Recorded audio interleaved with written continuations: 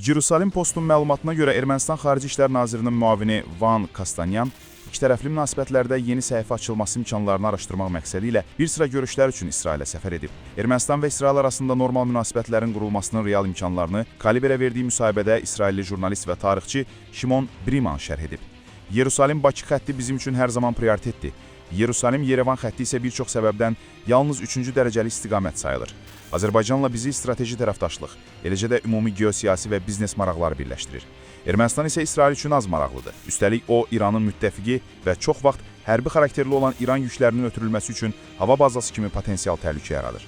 Antisemitizmin təzahürlərini izləyən qurumlarımız Ermənistanda yayılan anti-yəhudi materialları, o cümlələn bu ölkənin sosial şəbəkələrindəki aqressiv və gülünc paylaşımları dəqiq qeydə alırlar.